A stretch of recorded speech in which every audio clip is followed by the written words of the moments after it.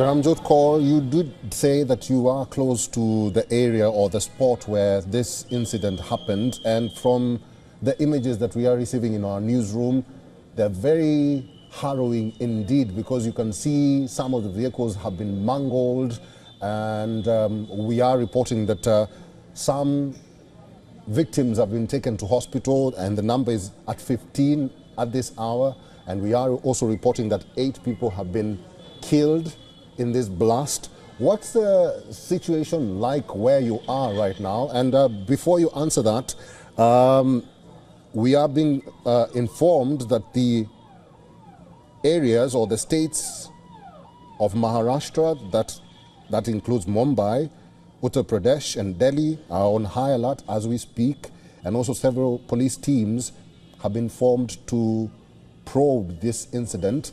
But coming back to you, Dharamjot, what is the situation like where you are? You did say you are close to the blast scene.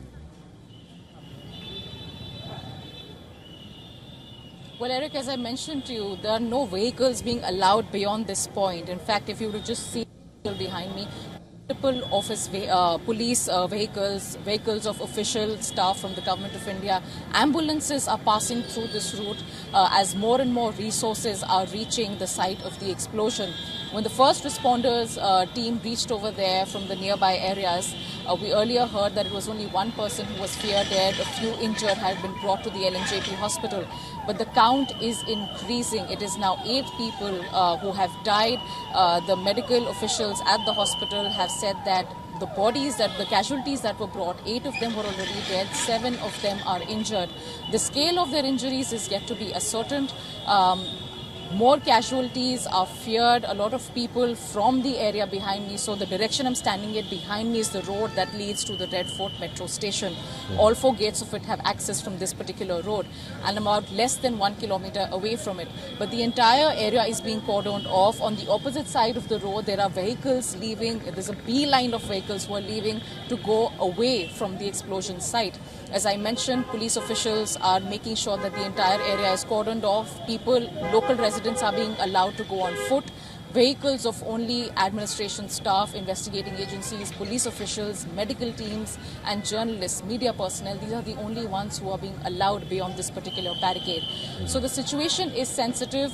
A lot of teams are all hands on deck, like I mentioned. NIA, NSG, the bomb squad, everyone is at the explosion site to ascertain the cause, to ascertain the damage in terms of not just loss of human life, but also the infrastructure occurred at this point. About the cars and the vehicles that have been damaged in this explosion, Eric, we did hear in the beginning that it was one car that exploded, and when residents heard the sound, they said that the magnitude and the level, the decibel of the sound was so high that they've never heard anything like it before. A lot of eyewitnesses who were around the Red Fort metro station and the Red Fort area said that they could hear the sound for hundreds of meters away.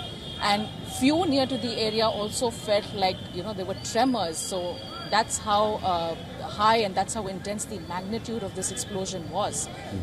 And so investigating officials are trying to determine not just the nature of the blast, but also how it occurred. Was it one car that exploded and led to a domino effect? Was it multiple cars that exploded at the same time and led to this intensity?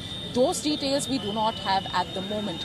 But as investigation is underway, officials are making sure and police is making sure that the entire area remains clear, that damage can be curtailed as much as possible. What's happened, unfortunately, has already happened. 8 people have tragically lost their lives. 7 others are injured.